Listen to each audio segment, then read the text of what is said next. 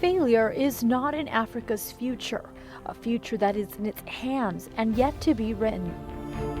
This message marked the end of 3 intense weeks in which 244 members of the Synod of Africa have taken part in to take a close look at the issues revolving the Church in the continent.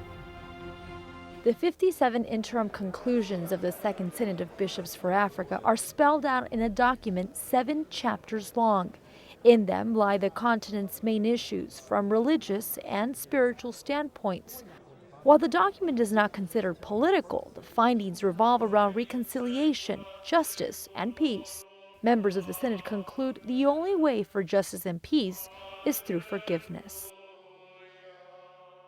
The need for pardon and also the need for reconciliation, because without pardon, it is going to be very difficult to, as it were, to reconcile with another person.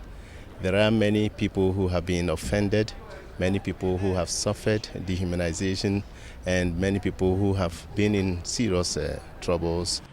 With the objective of peace in mind, the Synod proposes building an organization that favors the dialogue between the different ethnic groups. The Synod also calls on national governments to support the development of a UN treaty on arms trafficking to curb the global trade. Another issue is poverty, which millions of Africans are facing.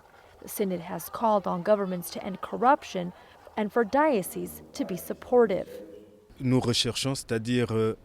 We seek reconciliation, justice, and peace through cooperation of all members of the Church, from women and men to young.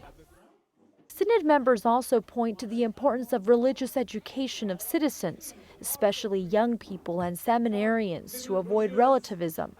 On this issue, Synod members are asking governments to improve living conditions for students to avoid them seeking an education elsewhere and never return home. The bishops are also responsible. The Church must educate citizens, Christians, to become the salt of the earth and light of the world. It is important that we go home with the aim of educating people.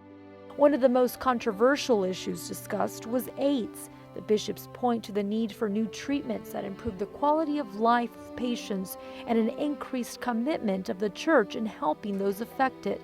Although they stress fidelity should be given more importance in order to stop the spread of the disease. With regard to ecumenical dialogue, the assembled bishops say that a divided Christendom is a scandal. They also called for greater respect and collaboration with other religions, such as Islam. So now, after 3 weeks of meetings, the cardinals and bishops of the Synod of the third largest continent in the world return home more aware of reality in Africa, along with support from the whole Church.